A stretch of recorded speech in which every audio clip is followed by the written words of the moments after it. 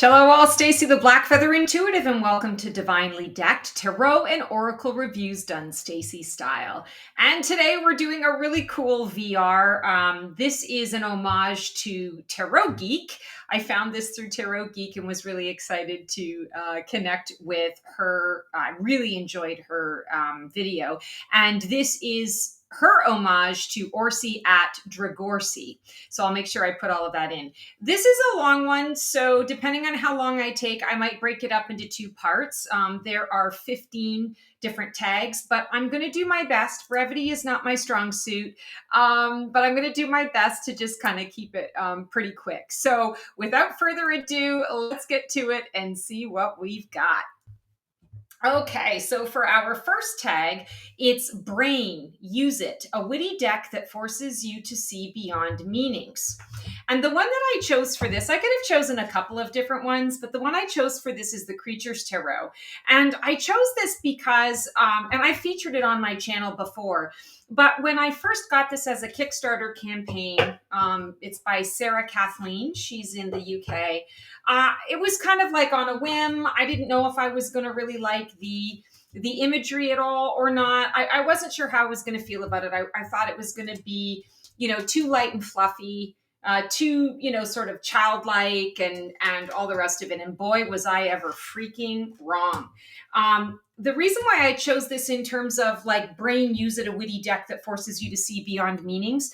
Whenever I pull from this deck and give myself a reading, it always goes so much freaking deeper than I ever imagined. It's deceptively light and fluffy and innocent. And, like for example, the Six of Pentacles, you've got the devil sitting here, with the three coins. And it gives you the impression, okay, normally it's not about the devil. Sometimes it can be, greed and that kind of thing. But often it's also reciprocity and generosity. But here you've got the devil. So when that when that comes up in a reading, I have to really look at it. Am I the devil? Is someone else around me being the devil in relation to, whatever the question is? Am I getting myself into a situation where I'm going to, sign my life away again without realizing it? Page of Cups. This is a card of creativity. The card itself is creative, but you're seeing, the focus is the water, and then you've got the Loch Ness Monster in there. And yet looks deceptively light and cute and fuzzy, but really there's a lot there. The Loch Ness Monster is a mythical creature. It has been said to have been, spotted and all the rest of it. Well, what is the backstory around that? People think it's a monster. Maybe it's just a creature. Maybe it's we don't know. The ocean, the seas are the last frontier to be explored and examined. We don't know what's under there.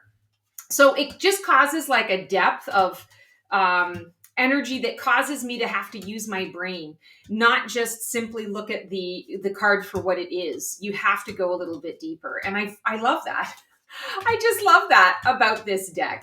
So I thought, you know what? This is a good card deck to use for brain. I got to use my brains here. I also have to use my intuition, but I've got to use my brains here because it's not always on the nose. And yet when you use your brain and you think into it or you feel into it, wow, the messaging is powerful, especially when it's like combined.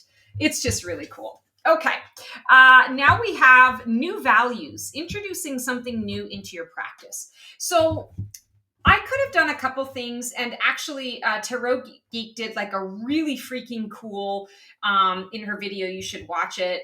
She's got this bag of all of these different tokens and runes, and like tokens and runes for every occasion. And I just thought that was really freaking cool. I recently did a video on my channel where I did tarot alternatives and some of the alternative things that I use, feathers, runes. I have a bag of tokens as well, some tarot dice, things of that nature. That's what she used for this. I thought, you know what? I'm going to stick with cards today.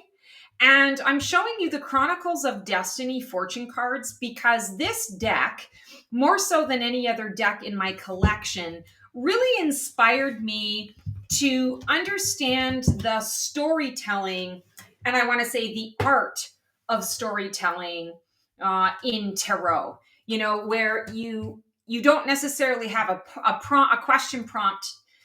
You just pull a bunch of cards and see what the story lays out to you.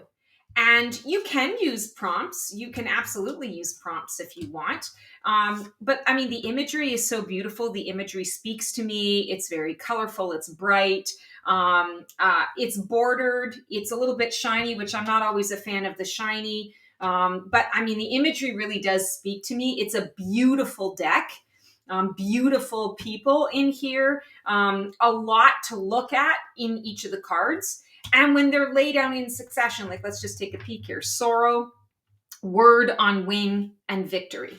So whatever you're going through, you're going to get the guidance that you need to move through it. And it just happens to be that 26 and 27. So they are kind of back to back. So don't fret, because word is coming soon. Clarity or guidance or the answer is coming soon, and it's going to lead you to a victory. So lean into the trust, around that. It's really cool. I don't know why, more so than any other tarot or oracle deck, I can tell a story with this particular deck. So Lady Spring Calendar Book of Destiny. So spring, there's going to be change, 55. There's a lot of interesting change happening. Whenever I see swans, I equate swans to starseed energy. There's a pairing that's going to be coming up in the spring. Ironically, just to share with you guys, I've really been I've been single for 6 years, almost 7 years now, very content to be so. Kind of decided to throw my hat in the ring and start dating just a couple months ago, and realized very quickly, nope, not what I want to be doing right now. Not even a little bit what I want to be doing. So I just kind of stopped a little bit, and I've been, kind of just curious as to why that has been the case for me, because that was unexpected. And I've been pulling cards recently that have been telling me that spring is when I'm going to kind of meet this person, and it's going to just happen out of the blue. And so calendar, it's about not my timing, it's divine timing. It's in the Book of Destiny. So I feel like just to share that with you guys, it's kind of interesting that that's what's coming through. So, just to give a little proof in the pudding, that is a validation of a lot of other readings that I've been getting. But you can see that, the cardstock is really good. It's kind of a cool card back. The images do tell a story themselves. This is very clear. We're at a masquerade ball. But it looks very dark. It's very gray. So maybe this isn't fun. Maybe there's, something untoward that's happening here in this masquerade. The adventure, she's getting ready. She's leaving behind what is standard and typical and normal and stable. And she's getting ready to take an adventure. Time flies. We're seeing, this is a little bit, reminds me a little bit of Ciro Marchetti in his imagery, where he blends a lot of the futuristic fantastical with the Venetian, style of things. The dragon, here we've got the dragon, and we don't know, is she afraid of the dragon? Is she talking to the dragon? Is she trying to rein the dragon in? What's happening? Bliss. This is exactly how bliss feels, so each card tells a story. And this deck in particular really helped to open my mind up out of the kind of the traditional system of card divination, and to just allow my imagination to wander. So that is the Chronicles of Destiny. That is Josephine Ellershaw, Emily Ellershaw, and Claudia McKinney.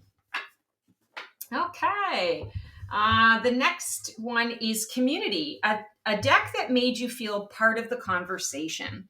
So I went with this one because this is the Osho Zen, because this was the deck that opened tarot up for me officially. So I had tried learning the, traditional system of tarot. If you've been watching my channel a lot, you've probably heard this story before, but I had the regular Rider-Waite-Smith tarot, and I had all these sticky notes on it. And, couldn't read it, was trying to memorize it. I had recorded things, and I just couldn't get it. Oh, this is one of my favorites. No thingness. Um, One of my favorite cards. And, I started working with a mentor, and I showed her, what I'd been working on. And she's like, so how's that working out for you? And I'm like, not very well. And she's like, yeah. So she had me go into this room where she had a ton of boxes with, tarot cards. She had a really good collection, and I got to pick some out. And so I picked a couple out, and one of them was the Osho Zen. And she told me to give her a reading. And I was like, oh my God, but I can't. I don't know what's going on. Going with the flow is beautiful. I love this breakthrough card. One of my favorite card energies. Thunderbolt is the Tower. And long story, even longer. I did the reading for her, and suddenly I started to understand. So this was the deck.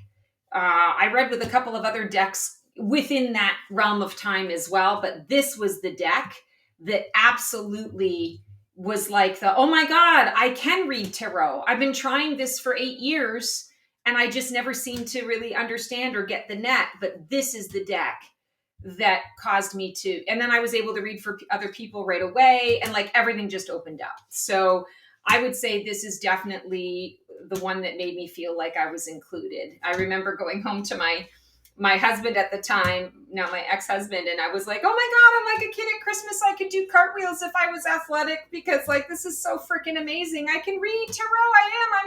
I'm psychic. And so it was just a really exciting time and exciting experience. And that's actually how I got my name too, is after this reading with this deck, and with my new mentor at the time, he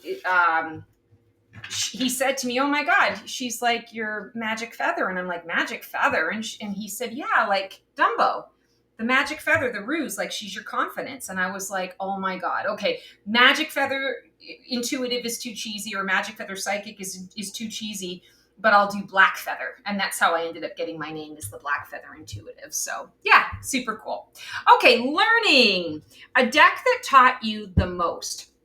So I have had many decks in my life that in various stages and phases of my life are teaching me something new about myself. But I decided to go with the Star Tarot. I've also featured this deck on my channel before. This deck I purchased when I kind of treated myself to a really in-depth 6-month tarot course or workshop or whatever you want to call it. I ended up meeting one of my very best friends, Nikki Sue, through that experience.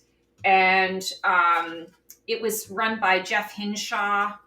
Oh my God, I can't even think of the name of his stuff right now. But anyway, he's a big deal. He's got a podcast and does all sorts of things and stuff, and learned a lot from him. And so I wanted to start with a fresh deck. And this is the Star Tarot from Kathy McClelland.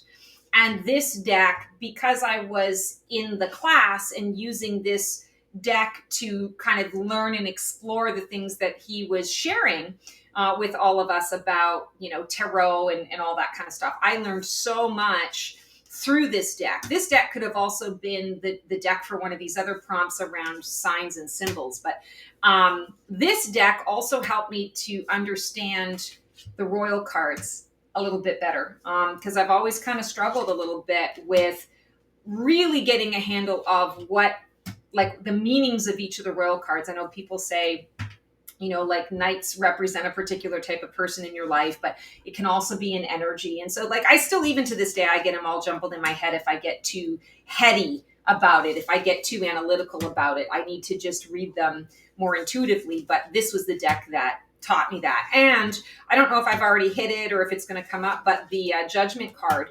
that was the best lesson of that whole entire 6 months that I did, was the judgment card experience. And so, yeah, working with this deck just really helped me to expand, broaden my horizons with tarot, to understand the system of tarot, but like in a way that I was integrating and incorporating all of that. And yeah, so I just have a huge love for this deck. It's interesting. Every time I don't use it a lot anymore. And every time I pull it out, I go, why am I not using this deck? Like, look at this beautiful sun card. I love the Magician. It's got a little bit of galaxy, but it's also the realism, and I love the feel of the cards as well. It's kind of that sateen finish. The Star card. Oh, that's nudity. I better cover that up. Nine of Wands. So anyway, this definitely is a deck that I feel really solidly falls into the category of the deck where I learned the most. It was a turning point for me in my tarot practice. Okay, Inside Threat, the one that highlights your BS, shadow, and ego. So I have a few in my collection that could easily, keep me on the straight and narrow with my ego. But the Four Tails Tarot, I hands down is the one that really does it. And I think part of it is this is by Taroteca. Part of it is the imagery. Part of it is the fact that it's strictly a major arcana deck. It's four. I keep trying to adjust my screen to get everything straight, but it doesn't always work. So I'm hoping that's all right. Okay. So the whole premise behind this is it is for the story, the four major arcana in four different styles. And I like the idea of a major arcana deck because major arcana is kind of the overarching, lesson that you're learning, things that you're, addressing. It punches you in the face. It forces you to really, like, the imagery just hits you somewhere. So there's no bullshit. This is definitely a no bullshit card deck. And the fact that there are four of them, it's like sometimes I've done a breeding for myself, and I'm dealing with, like, what is the root cause of this? What is the issue? What is it that I'm not seeing? This deck's like, boom, boom. And because there's four of them, sometimes I'll get I'll get the death card, like 2 out of 4 card pulls kind of thing. And I'm like, okay, thank you. Like, I get the net, I get the message. And, there are a couple in here, deck styles in here that are a little on the gentler side. And then there are a couple that, it hits you where it hurts. Like, that it's just pulling no punches. And like this one here, check out this devil. Like, ooh, like that's kind of wicked. Like, you can't deny that your vices are getting in the way. So take a look at that, right? This emperor, I always feature this emperor. I love this emperor because he looks proud. He's enlightened. He's been in action. He's moving forward, and he looks trustworthy. He also looks like, he's getting ready to get down to business, someone that you can believe in, that's going to get some stuff done. This Hanged Man, wow, like seeing all the bodies, kind of hanging there, as well as, his body. I mean, it speaks to me. I love Taroteca's stuff. It's high quality, cardstock here. It's got that rose petal finish. Each of the I'll show you just the card backs here so that you can see the differences in the sort of in the styles. See what's the other one that we're missing here? I think it's blue. Okay, apparently I just keep pulling all the same. Here we go. So they've got 4 different card backs as well. You can use them all separately, as 4 individual decks. I like to shuffle them up and use them all together because, again, like, if I'm really looking for, like, get to the heart of the matter, pull no punches, no bones about it.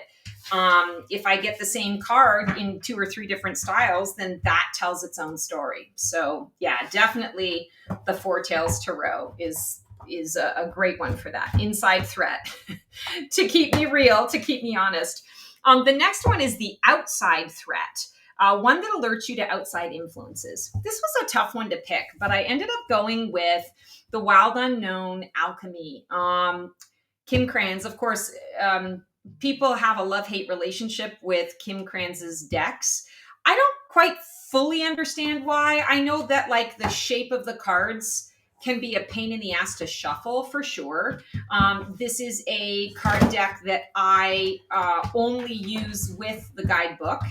I treat this kind of as like a study when I'm working with it, just because it is so in depth. But when we are talking about like alerting me to things to come, this deck is wicked scary. Like wicked scary. I'm trying to think of an example.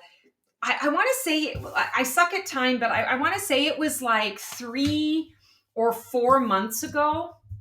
I was like, really in a space of like, okay, I'm asking, it was a financial question. I'm asking, about this thing. Am I going to get the thing that I need? What more do I need to be doing? I'm feeling a little sorry for myself, a little victim-y. What more, do I have to do in order to, like I keep doing all the things and yet I'm treading water, like I guess it's better that my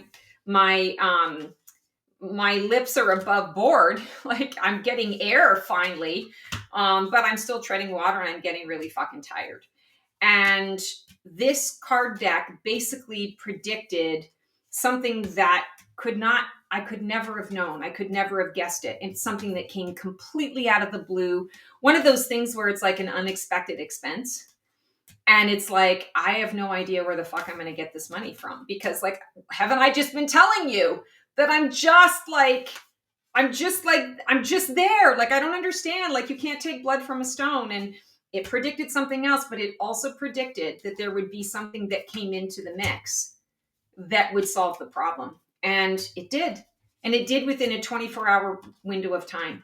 So that's just one of many examples that I could give you on when I really, like, this is great for inner work as well. Like, this could easily be part of the inner threat as well. But this is definitely one where if I want to understand what's coming up, this is going to tell me. And I like to use this oracle in combination with other decks as well, to really get kind of into the juice of it. But yeah, I think people don't like it because it's awkward to shuffle. Me being a Virgo, it does stress me out that I can't keep everything, stable and sane and normal. But, I have that little moment every time I work with it. And then, it lasts about 3 seconds. And then I get into the deck and I just, I'm like, okay, it is what it is, right? Like, I'll figure it out. Like, I can just turn them around if I need to.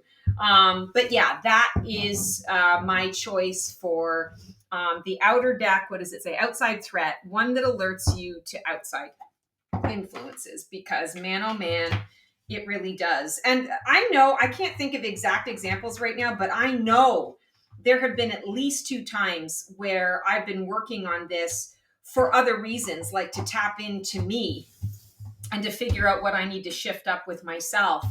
And it has predicted other things. And I was like, a little bit delusional about it. And then when it actually came to pass, I'm like, oh, that's what the deck was talking about.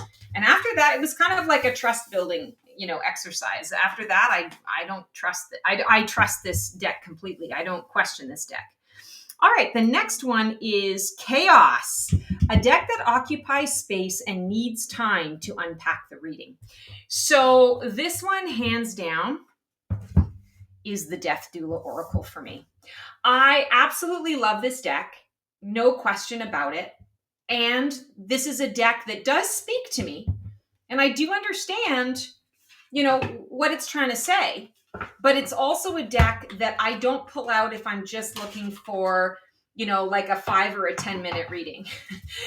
This is a deck that I pull out when I know I've got a spread that I'm pulling, that I've got this is one of my favorite cards ever, that I've got a lot of stuff that I need to kind of work through and sort through, or that I'm really going to do an in-depth spread, because this deck, I absolutely need time to sit in to all of the images. And I finally figured out why some of the images in this deck leave me feeling like a little bit like my skin is crawling, or like uncomfortable in my skin, almost like a bit of an icky feeling. And it's because what I've noticed is in some of the images, not all of them, but some of them, like she superimposes images over images. And sometimes she will use a different direction. in whatever it is that she's superimposing. I'm sure we'll come across one here. Well, here, good example. So this is like a building. It might be the back of a house, but the back of the house is being shown not landscape. It's being shown, in a different orientation, but it's in this space. You're not supposed to read it landscape. It's supposed to be like this. And then we have a chain link fence and a blue sky at the bottom of the card, not at the top of the card, that is also kind of in that image. So when you're looking at these images, it stirs stuff up. And I mean, that's exactly what it's supposed to do. It's supposed to, the death doula, it's supposed to stir things up that you need to deal with and release. And as soon as I figured that out, I was like, oh, like A, brilliant. B, okay, now I understand. And that helps me to go even deeper into the messaging and the imagery of it, because it does really invite you to release, and to release in really big, really important, really intense ways. And then, of course, it has the guidebook, which gives you a number of different rituals and supportive tools for whatever it is that conjure. That's another beautiful one. For whatever you're releasing, right? It gives you supportive energy, serenity, in order to get through what you need to get through. Here's another one that feels like there's so much going on that you have to really sink in. And like the way my brain works is I'm trying to make sense of the picture. And sometimes you can't make sense of the picture. And that's the whole point, is it stirs shit up. And then you got to look deeper into that shit. And it brings up exactly what you need to know, whether you use the book or not. It is evoking emotion. So yeah, this is definitely, I would say, a deck that creates a lot of chaos and disruption. It's funny that that's the one on top. Creates a lot of chaos and disruption within my energetic sphere, within my emotional sphere. And I want to say it gets a job done, because there's no way for me to skirt that or overlook that in any way. It's like, okay, it is what it is. And now you can't unsee it. So now, like, get to work. It's time to release this. And there's supportive stuff to release it with love, which I think is great. Okay, now we have we did the outside chaos skill. A deck you need the guidebook for to understand the cards due to its complexity. Okay, so there are a couple of decks that I could have chosen for this particular prompt, but the one I went with is the nameless one, a tarot and oracle deck. And the reason why I went with this, it's a little on the nose, but this is why. Because I purchased this deck specifically because it did not have keywords on the tarot and the oracle. And I was in kind of a phase where I was feeling like my tarot practice had gotten a bit by rote, and I was really trying to challenge myself. And challenge I did with this deck, because some of these images make sense and some of them do not make sense for me, in terms of, like, they're all attached to a particular tarot card. Of course, there's oracle thrown in here as well for good measure. This could also have been like a signs and symbols. But I mean, they're big cards. They're wonderful to work with. The imagery is gorgeous. It speaks to me. It's a little bit darker. They're borderless. They're matte. They're all the things. But and they do get me going with the intuition. But if I'm really wanting to work with it and to understand, this is the King of Knights, this is the Two of Swords, this is the 10 of Pentacles, I have to go to the book in order to understand it. And again, it serves its purpose. And I think it also causes me to feel a little bit like a pansy, because I don't always go to pull this out. Again, this is a card deck that I love to have. This makes me think of the Fool card, obviously, because there's a Fool here, but it might not be. It could be a Jester kind of situation too. I have to have time. I have to have time to sit with this and to be able to go through the book to understand. And, really, I should devote some time to this being a deck study, but there's a reason why I have, kind of stopped myself from this. So this clearly we can see is a cups. So we've got 1, 2, 3, 4, 5, 6, 7, 8, 9 cups. So 9 of cups. You've got this, beautiful kitty cat who's happy as a clam to be sleeping. That's great. Beautiful swans here. We've got cups. So this is 1, 2, 3, 4, 5, 6, 7, 8, 9, 10. So 10 of cups. So there are some things that are more obvious, but if I were to do a deck study, then I'm just memorizing the imagery again. And the whole purpose of the purchase of this deck for me, there's another, so I don't think it's the Fool card. I think it might be like a knight or a page or something. The whole purpose of this deck for me is to challenge my intuition, to get into the subconscious layers so that I'm getting a message that is pure and not systematic, not by rote. This makes me think of Six of Cups energy with that unicorn. So yeah, like every deck, every card brings out. So this gives me timing, and it's interesting as I'm making this video. It is spooky season, so it's interesting that this is coming up as well. But this would be like if I'm getting this in a reading, I would say, okay, it feels like it's a timing deck. Yes, there's some harvest and abundance, but it feels like a timing deck, a timing message for me, not a timing deck, a timing message. So anyway, that is, gorgeous, absolutely freaking gorgeous. I don't use it enough.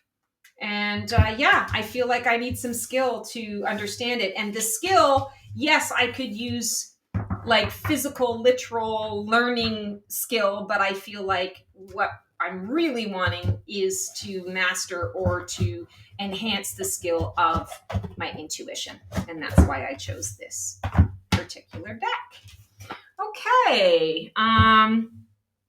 POV, a deck that brings a different viewpoint to the reading. Wow, this one was easy. The Mood Tarot. And for those of you who are interested, I did a full deck review on this particular deck on my channel. It's just funny as fuck. Like, there's just no other way around it. So it's Natalie Meraki. I'm irreverent. I have a sick, twisted sense of humor. And when I saw these, I just about died. So, shiny new shiz. Somebody wake up that sleepy hoe so I can go to town and get my new skin suit. Like, it's so ridiculous. Top boy of mind bullets. Trivia night champion.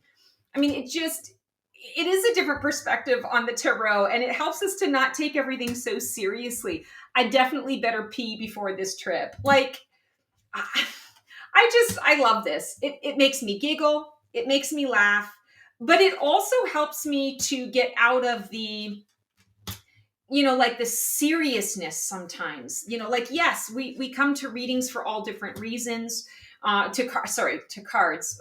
We come to cards for all different reasons. We read with the cards for all different types of clarity and guidance and information. And I find, and maybe this is just me, but I find sometimes that I can get too in my head about it. I get too serious about it, or I'm looking for an answer and I'm so like focused on the system of it and trying to make the card fit what I'm looking for, that this just blows it right out of the water. And it's like, listen, honey, like this is, like, don't try to fool yourself. This is the situation. Better luck next time. And also you're drunk. Like, you can't, like, it's hilarious, right? Uno. So yeah, I thought this would be perfect when talking about, a different perspective deck, a point of view deck, a deck that brings a different viewpoint to the reading. Yeah, this is it. Noob of mind bullets. Oh, this old sword? Why? What do you know about it? You sure you want to do this, man? I'm a lady and get off my dick. Like, it's just so freaking irreverent that you just can't help but laugh. So that's my POV for this particular prompt. Just funny AF, right? Like, just, oh my God, I can't help myself. It's hilarious. Okay, the next one is Sign, a deck that gives you symbols or signs that you understand or see in everyday life. So again, I could have chosen a couple of different ones here, but I decided to go with the Slow Tarot, and I'm taking a little bit of a different, this is by Lacey Bryant, taking a little bit of a different tact to to the prompt itself, because this is like, the slow tarot for me is like everyday tarot.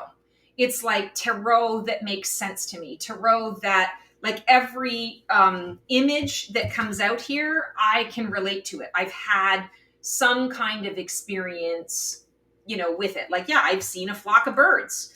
Yeah, the King of Coins. Like, this makes sense. I've seen a person like this in a million different movies. I like wine, so I like going to places that have this kind of atmosphere and ambiance, right?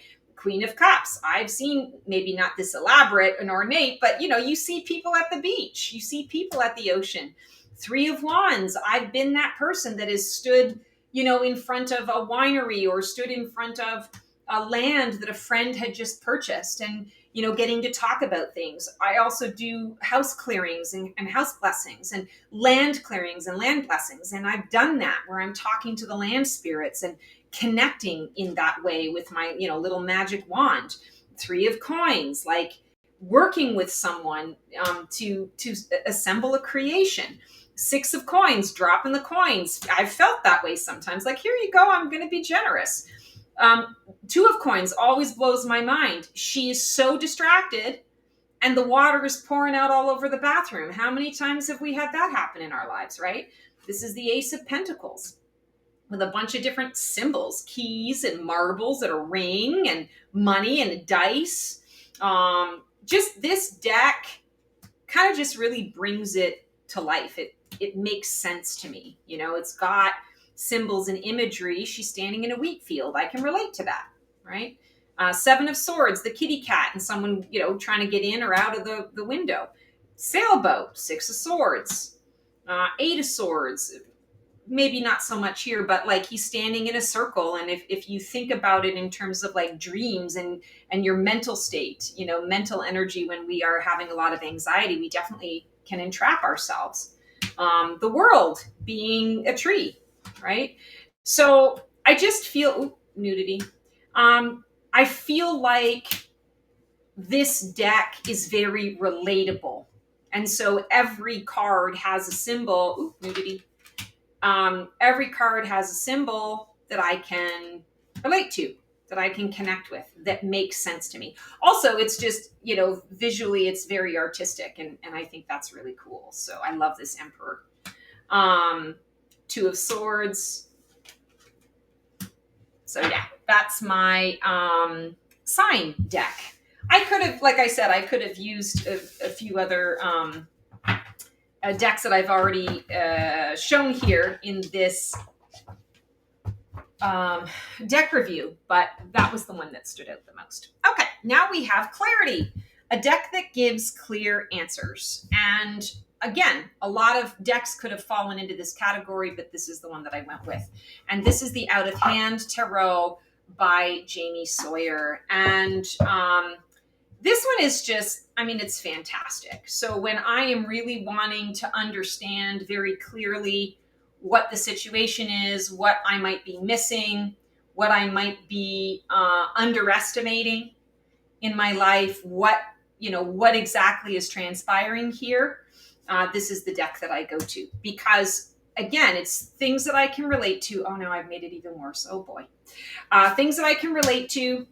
Past due bills, checking, money in the hand. It takes the guesswork out of the message of the cards. The cards are also really beautiful, high quality, got that sort of rose petal finish. Ten of Pentacles, playing the game of backgammon. And there's a family that's playing, two doggies. I love the doggies in here as well. Five of Wands, playing cats in the cradle. Like, that makes so much sense. There's got to be collaboration here. You're learning, you're training, and it takes more hands make light work, but it can also get really confusing. All it takes is, to pull one wrong string and the whole thing gets messed up, right? So I love this depiction of this star card, teaching where the constellations are. The Chariot, what a great depiction of the Chariot. So yeah, I love the imagery. I love that it's modern. I love that it's kind of that hand-drawn, sort of look. Wheel of Fortune, like having to shift things up. That makes a lot of sense. There we go. Now I got it. Oy, oy, oy, oy, oy. Okay. King of Pentacles.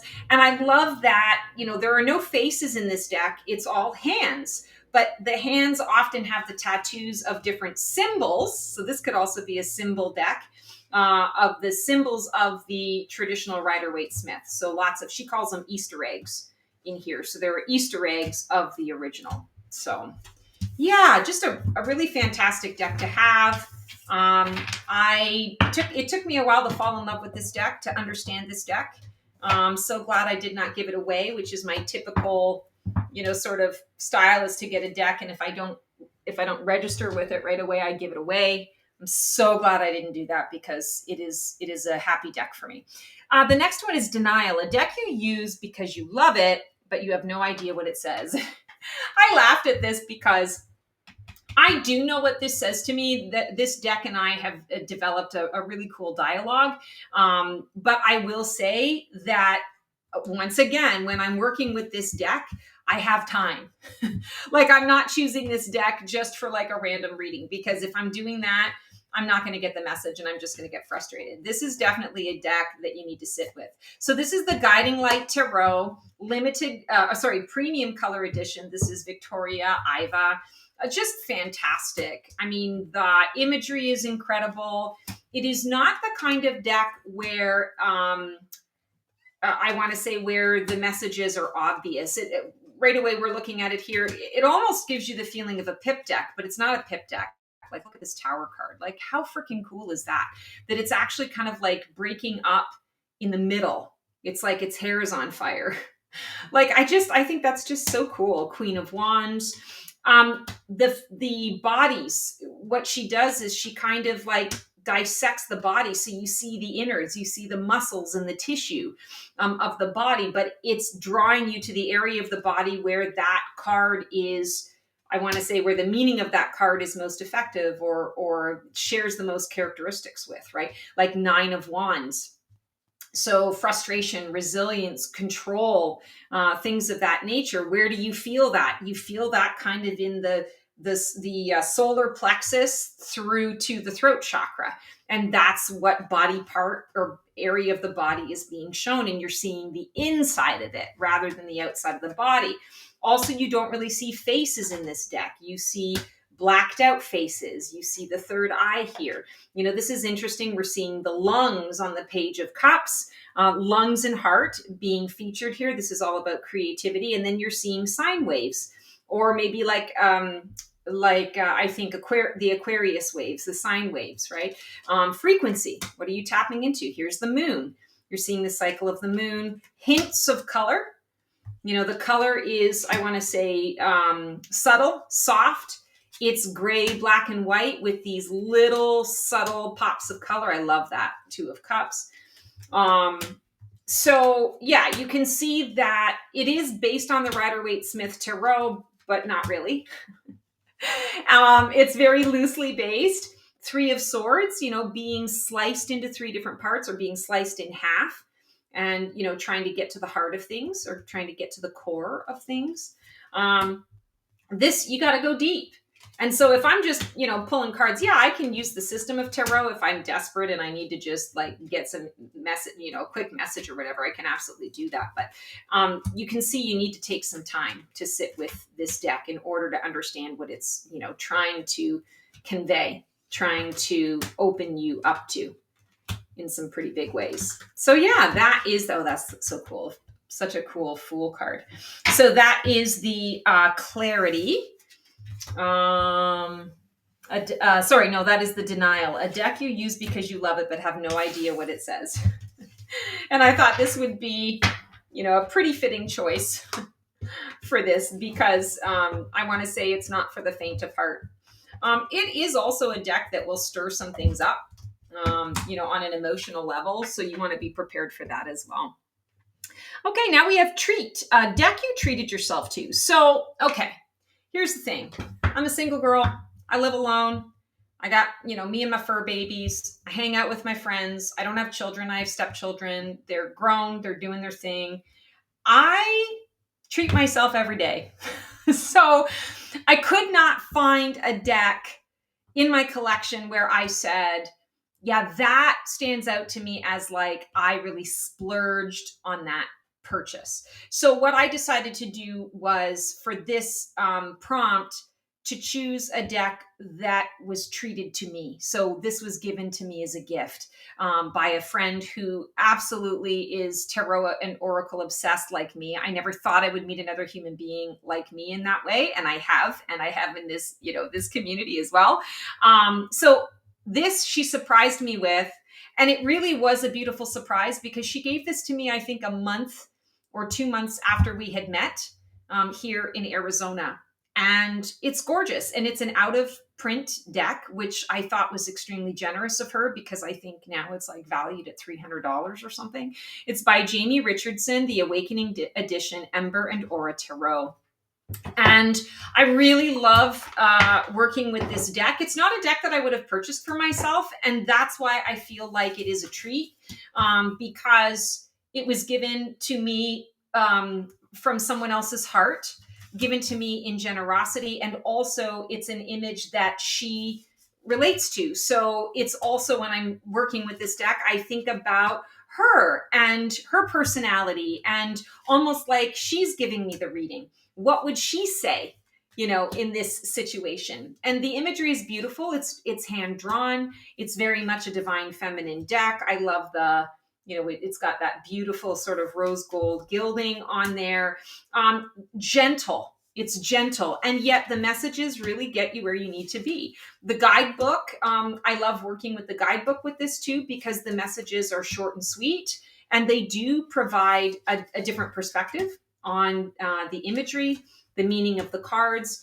I keep this deck actually in my coffee table, where I do most of my work in my living room, where I'm doing my readings and things of that nature, because I love looking at this deck and knowing that it is a sign of friendship and generosity, and it's like an affirmation of my move here, and that there are still good people in the world, and that I have community. I have someone who is a soul sister in that way and loves the tarot the way that I do. So this is the deck that I chose to demonstrate that treat deck energy.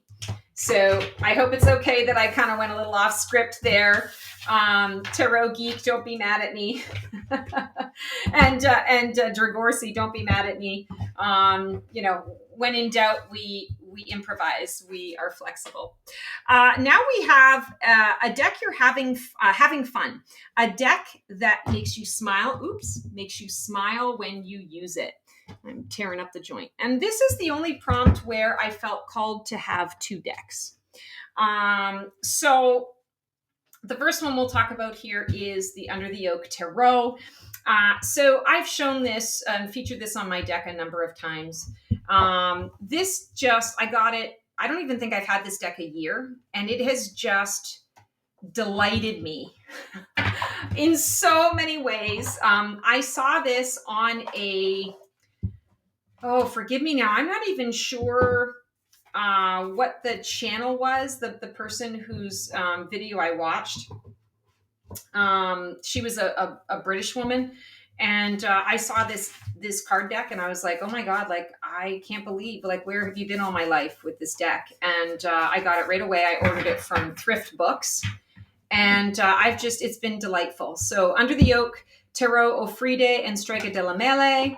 I love the imagery on the box. It's Lo Scarabeo, so decent quality, and she's so sweet, and it's kind of like fantastical, like you're sitting in one of her dreams. She's got a teddy bear that she connects with.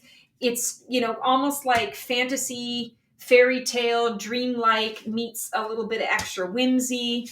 I love a card with whimsy. I love the colors that are used here. I love that this is a sateen, kind of matte sateen finish. So the colors are really, I want to say, vibrant and highlighted. We have a nice combination of, creatures, but the creatures aren't in peril, and her. And in some of them, she's wearing the blindfold, and in some of them, she's not. And that indicates, whether she's in the dream state or the waking state. whether she is in meditation and dealing with the inner stuff, the shadow work or the inner self versus the outer self. Here, I love this, like reaching up to the star, for the hermit, or maybe she's adding her star to the sky. The little mice, that are hard at work, watching things, sort of taking place, transpiring. There's a lot of imagery here that can lean into timing: winter, spring, summer, fall. So this is a great deck as well when you are needing a little bit of timing guidance. This is a deck that I will pull out for that too. But like, it just makes me smile. Here she's got her little companion with her. There's a deck, a card. We'll probably run into it here, where she stands with her bear and she's looking at the Aurora Borealis. Just makes me so freaking happy, because it reminds me of my relationship to my animals, to my dog and to my kitty cats. And just that, like, people can disappoint you all the time, but animals never do. Animals always show up. Animals always bring it. And yeah, they might be a pain in your ass about this or that or the other thing, but at the end of the day, they don't ever mean to be a pain in the ass. You know what I mean? Like, they're there for the experience. They are there to share love. Like, look at this. Like, she's blindfolded most of the time, but yet I very rarely get the feeling that she's in danger, or that I'm like, just take the blindfold off. Like, oh my God, no, she's always protected. And all of these little, critters are around her, making sure that she's got the things that she needs.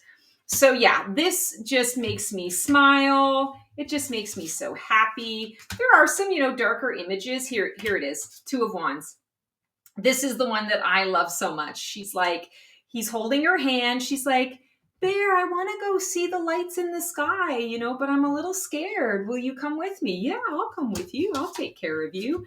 Like, it just makes me so happy. So, this deck really gives some deep readings as well. So, don't be fooled by its, fantastical, whimsical approach. It means business.